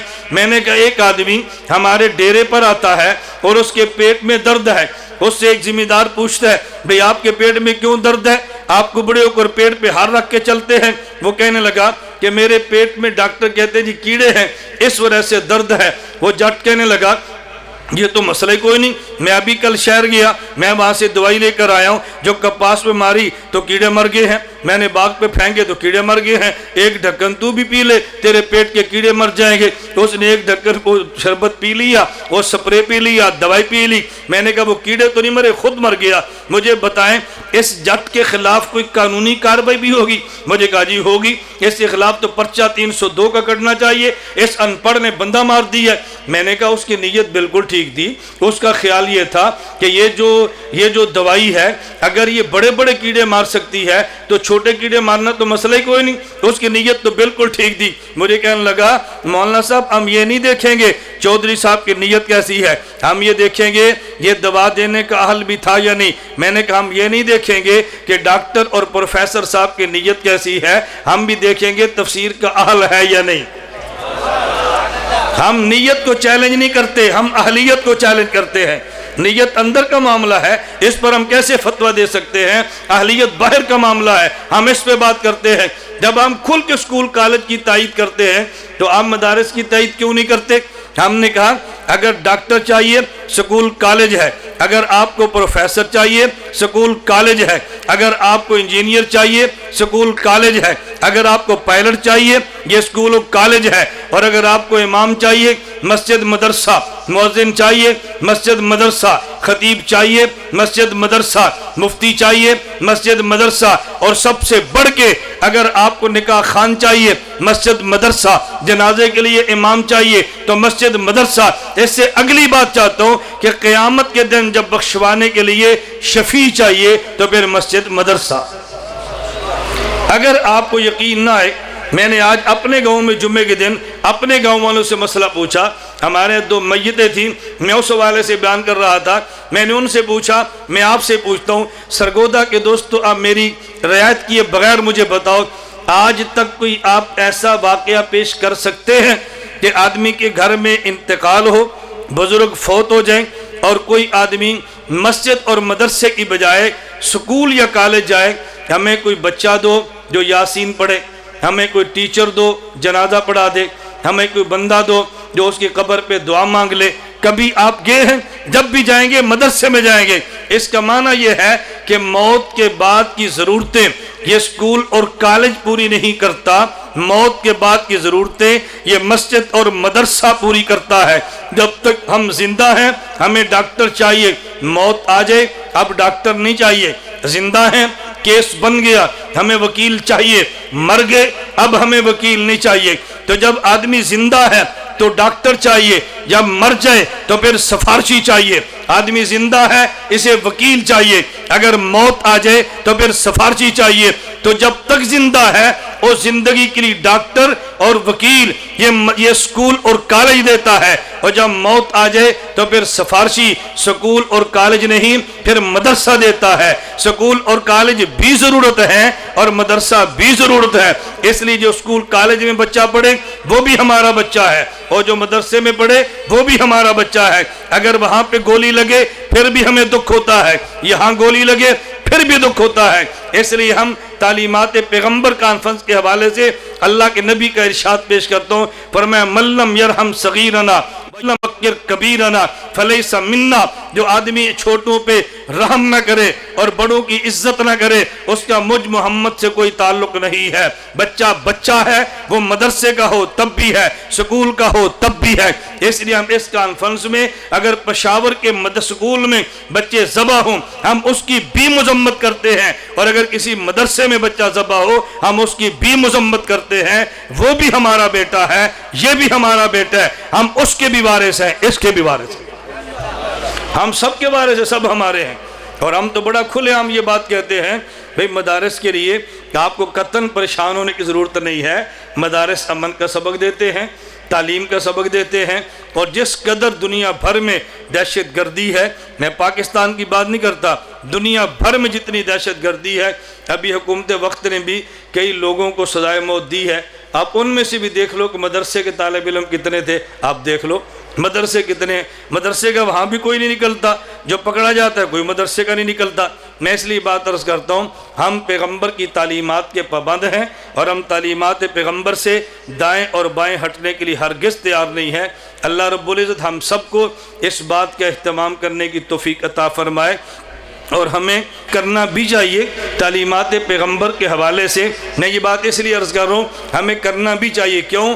हुजूर की तालीमात पे अमल करना یہ پیغمبر پہ احسان نہیں ہے صلی اللہ علیہ وسلم، یہ ہماری ضرورت ہے، یہ ہماری ضرورت ہے۔ میں نے شروع میں آپ سے عرض کیا تھا، آپ کو یاد ہو کہ میں رب العالمین سے افتتاح کیا ہے، رحمت للعالمین سے ابتدا کی ہے۔ میں اسی بات کو اختتام پہ پیش کروں گا، یہ نقطہ اب ذہن نشین فرما لیں۔ اللہ رب العالمین ہے، اس کے نبی رحمت للعالمین ہے، تو رب العالمین، مصطفیٰ رحمت للعالمین، اس کی وجہ اور دونوں میں جوڑ کیا ہے؟ ہمیں اعتراف، ہم مجرم ہیں، ہم گناہ گار ہیں، ہم سے گناہ ہوتے ہیں، اور قانون کے مطابق شاید ہمارے گناہوں کی سزا یہ ممکن نہ ہو، اور قانون کے مطابق شاید ہماری نجات یہ ممکن نہ ہو۔ اللہ رب العالمین قیامت کے دن جو عدالت سجائیں گے وہ مالک یوم الدین بن کے لگائیں گے، اور مالک کی عدالت میں وکیل ہرگز نہیں آتا، مالک کی عدالت میں سفارشی آتا ہے۔ جج کی عدالت میں وکیل پیش ہوتے ہیں، اور مالک کی عدالت میں وکیل نہیں، سفارشی اور شفیع آتا ہے۔ قیامت کے دن اللہ عدالت لگائیں گے، مالک بن کے لگائیں گے، اور عدالت لگانے والے رب العالمین ہوں گے۔ اس رب العالمین کی عدالت میں ہمیں سفارشی چاہیے۔ کسی کے پاس سفارشی اپنا نابالغ بچہ ہے، وہ شفاعت کرے گا، ماں اور باپ کو جنت میں لے جائے گا۔ کسی کے پاس سفارشی حافظ قرآن ہے، سفارش کرے گا، 10 کو جنت میں لے جائے گا۔ کسی کے پاس سفارشی شہید ہے، سفارش کرے گا اور 70 کو جنت میں لے جائے گا۔ کسی کے پاس سفارشی عالم ہے، وہ سفارش کرے گا اور اپنے متبعین کو جنت میں لے جائے گا۔ ام المومنین امی عائشہ رضی اللہ عنہا نے پوچھا، شمائل ترمذی میں روایت موجود ہے، اللہ کے نبی من لم یکن لہ فرۃ، اے اللہ کے پیغمبر، اگر قیامت کے دن کسی بندے کے پاس کوئی سفارشی نہ ہو اس کا کیا بنے گا؟ اللہ کے پیغمبر فرمانے لگے، من لم یکن لہ انا فرۃ لامتی، اے میری عائشہ، قیامت کے دن جن کا کوئی سفارشی نہ ہو ان کا سفارشی میں خود محمد مصطفیٰ ہوگا۔ اب نقطہ سمجھیں، عدالت کس کی ہے؟ رب العالمین کی، تو سفارشی کتنا بڑا چاہیے؟ جیسے عدالت رب العالمین کی ہے، وہاں شفاعت رحمت للعالمین کی ہے، مالک رب العالمین ہے، اور وہاں پہ سفارشی رحمت للعالمین ہے۔ ہم رب العالمین بھی مانتے ہیں، رحمت للعالمین بھی مانتے ہیں، حکم رب العالمین کا ہے اور طریقہ رحمت للعالمین کا ہے۔ یہ ہماری ضرورت ہے، ان پر احسان نہیں ہے۔ بس دعا یہ فرمائیں اللہ تعالی ہم سب کو اللہ رب العزت کے احکام ماننے کی اور حضور اکرم صلی اللہ علیہ وسلم کی سنت اور آپ کے طریقے کے مطابق زندگی گزارنے کی توفیق عطا فرمائے۔ میری آپ سے آخر میں صرف 3 گزارشات ہیں۔ پہلی گزارش تو یہ ذہن میں رکھ لیں کہ ہمارے ہاں شہر میں مجاہد ختم نبوت ہم سب کے بزرگ حضرت مولانا محمد اکرم طوفانی صاحب دامت برکاتہم نے جہاں اور احسانات فرمائے، سچی بات یہ ہے کہ ان میں بہت بڑا بطور خاص سرگودہ اور بطور عام پورے پاکستان کے مسلمان پر احسان فرمایا کہ خاتم النبیین کے نام سے ہسپتال کی تعمیر شروع کی ہے۔ یہ صرف دل کا علاج نہیں ہے، یہ دل میں چھپے ایمان کا علاج ہے۔ یہ صرف دلوں کا علاج نہیں ہے، یہ ایمان کا محافظ ہے۔ اگر ہم چاہتے ہیں ہمارے مسلمانوں کا ایمان بچے، مسلمانوں کے ایمان کا تحفظ ہو، اور وہ آدمی جو علاج کی بنیاد پہ اپنا ایمان چناب نگر میں دے کر آتا ہے، ہم اگر یہ چاہتے ہیں ہمارا ایمان کا تحفظ ہو، تو میں آپ سب سے گزارش کروں گا، اب بھی اس پنڈال میں غلے موجود ہیں، ہر آدمی اپنی حیثیت کے مطابق اس میں فنڈ ڈالے۔ حضرت مولانا طوفانی صاحب فرما رہے تھے ہماری مشین آنے والی ہے اور ابھی اس پر 1.5 کروڑ کے لگ بھگ پیسے کی ضرورت ہے۔ فرمانے بھی رمضان میں تو لوگ دے ہی دیتے ہیں، رمضان سے پہلے نہیں دیتے، ہمیں کوئی رمضان سے پہلے مجھے فرماتے ہیں قرض کوئی بندہ دے دے ہم رمضان میں ادا کر دیں گے۔ آپ مسئلہ ذہن نشین فرما لیں، رمضان میں زکوٰۃ ادا کرنے کا شاید اتنا اجر نہ ہو جتنا بوقت ضرورت زکوٰۃ ادا کرنے کا اجر ملتا ہے۔ مجھے سردی لگ رہی ہے، مجھے کپڑے آج چاہیے، میں دکاندار کپڑے والے سے کہتا ہوں مجھے یار ایک سوٹ دے دو، مجھے سردی لگ رہی ہے، کہتے ہیں مولانا صاحب روزہ چڑھنا زکات دی کرنڈی دیاں گے تینوں. بھائی میں رمضان میں زکات کی کرنڈی کیا کروں گا؟ مجھے بھی کھدر دے دو، مجھے تو اب ضرورت ہے. اس لیے رمضان میں بے شک زکات ادا کریں، ایڈوانس زکات ادا کرنے میں حرج نہیں ہے. اگر آپ فیس بک سے وابستہ ہیں تو حناب میڈیا سروسز یہ ہمارا پیج ہے، اس کو لائک کریں. اگر آپ واٹس اپ سروس لگوانا چاہتے ہیں تو جو بھی آپ وہاں کھولیں گے اس میں ہمارا واٹس اپ کا نمبر پاکستان کا الگ موجود ہوگا. پاکستان کا الگ ہے، ہندوستان کا الگ ہے، عرب ممالک کی الگ ہے، اور یورپ ممالک کے لیے الگ ہمارا واٹس اپ سروس چلتی ہے. میں یہ بات اس لیے کہہ رہا ہوں کہ آپ سرگودا کے حضرات کو پتہ بھی نہیں ہے کہ سرگودا سے کتنا بحمد اللہ تعالیٰ عقیدے کا کام دنیا میں کیا جا رہا ہے. گھر بیٹھے آپ مسئلہ پوچھنا چاہیں ahnafmedia.com ہماری ویب سائٹ ہے، وہاں پہ ای میل موجود ہے. گھر بیٹھے ای میل کریں اور اپنے گھر بیٹھ کے مسئلہ پوچھ لیں. 1 روپیہ بھی آپ کا خرچہ نہیں ہوگا. آن لائن مفتی موجود ہوگا، مسئلہ آپ کو گھر بیٹھے مل جائے گا. اس سے آسانی آپ کی خدمت میں ہم کیا پیش کر سکتے ہیں. باقی ابھی میں گزارش کروں گا تمام احباب سے تشریف رکھیں.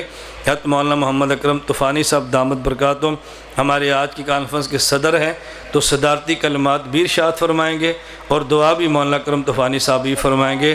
اللہ ہم سب کو اپنے بزرگوں کی قدر کی توفیق عطا فرمائے.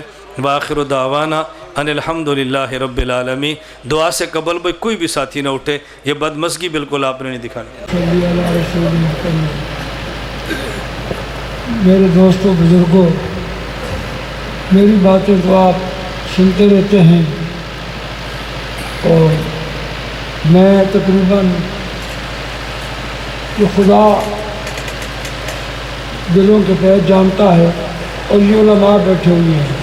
اللہ کی قسم میرے یقین کریں، میرے سن 58 میں یہاں آیا اور 80 میں جماعت میں گیا اور سرگودے میں بہت بیانات سنے، دل سے ہوئے.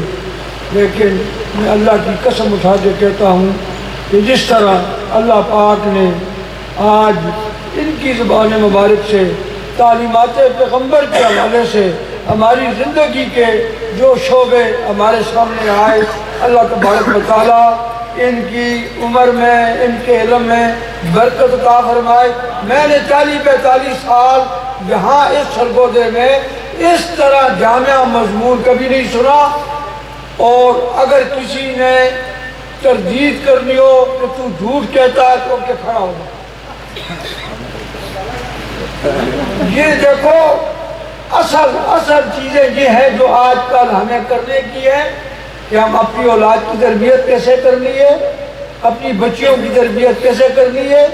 اور یہ جھوٹ ہے کہ یہ مولوی جو ہے کہتے ہیں کالج میں نہ بھیجو، یہ مولوی کہتے ہیں سکول میں پڑھاؤ، ڈاکٹر بناؤ، ان کو استانیہ بناؤ.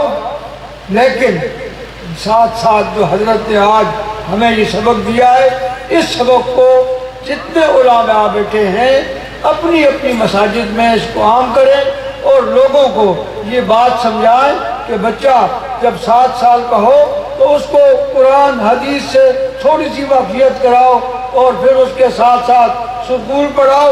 افسوس یہ ہے کہ بچہ 7 سال کا ہوتا ہے، 8 کلو کا بستہ گلے میں ڈال کر کے اس کو رکشے میں ڈال دیتے ہیں کہ چلو جی تھڑیدار صاحب. اس لیے آج کی باتیں میں مولانا کی جو بیان کی ہیں اللہ کی قسم موجودہ دور کے عین مطابق ہیں. اللہ پاک ان کے علم و عمل میں برکت عطا فرمائے. اور ہم ان سے گزارش کریں گے کہ اس طریقے سے جو تعلیمات پیغمبر کے حوالے سے جو مانع جامعہ اور مانع پروگرام انہوں نے ہمارے سامنے رکھا، انشاءاللہ ہم بھی ہر قسم کا تعاون کریں گے. ہر 3 مہینے کے بعد اس طرح ایک پروگرام ہونا چاہیے یا نہیں ہونا چاہیے؟ اب مولانا آپ کو کرنا پڑے، دعا کریں گے. اللہ پاک ان کی اس محنت کو قبول فرمائے اور اللہ پاک ان کے علم و عمل میں برکت عطا فرمائے. اور جو انہوں نے بیان کیا اس پر ہم سب کو عمل کرنے کی توفیق عطا فرمائے. اور جس طرح ہمارے ملک میں آج کل شر اور فساد چل رہا ہے، اللہ پاک اس کی حفاظت فرمائے. اور ہم اس ملک کے ساتھ محبت کرتے ہیں، ہمیں اپنے کابر نے یہی بات سکھلائی ہے کہ حب الوطن من الایمان، وطن سے محبت بھی یہ ایمان کی ایک علامت ہے۔ جو آدمی وطن کے ساتھ غداری کرتا ہے، پیارے رنگ میں یا دشمنی کے رنگ میں، کسی بھی رنگ میں، وطن کا جو آدمی دشمن ہے، اللہ پاک اس کو ہدایت دے۔ اگر اس کی قسمت میں ہدایت نہیں ہے تو اللہ پاک ان خبثاء سے پاکستان کی زمین کو محفوظ فرما دے۔ اللہ میرا اور آپ کا، ہم سب کا خاتمہ بالایمان فرمائے، اور حضرت کا جو بہت بڑا ایک پروجیکٹ 87 چک میں شروع ہے، اللہ پاک اس کو بھی پایہ تکمیل تک پہنچائے، اور جس طرح یہ پوری دنیا میں جا کر کے ہم سب علماء کی طرف سے فرض کفایہ ادا کر رہے ہیں۔ ہم تو کوئی ایک مسئلہ لے کے بیٹھ جاتے ہیں، کوئی ختم نبوت بیان کرتا ہے، کوئی عظمت صحابہ، کوئی یہ وہ، لیکن یہ تمام مسائل جو امت کو ضرورت ہے، اللہ کی قسم یہ شمال سے لے کر مشرق تک جہاں تک بھی جا سکتے ہیں، سنگاپور، سری لنکا، انڈیا، اور اس سے آگے جناب والی جہاں تک جنوبی افریقہ، مغربی افریقہ، جو مسائل ان لوگوں کو جو درکار ہیں وہ ان تک پہنچاتے ہیں۔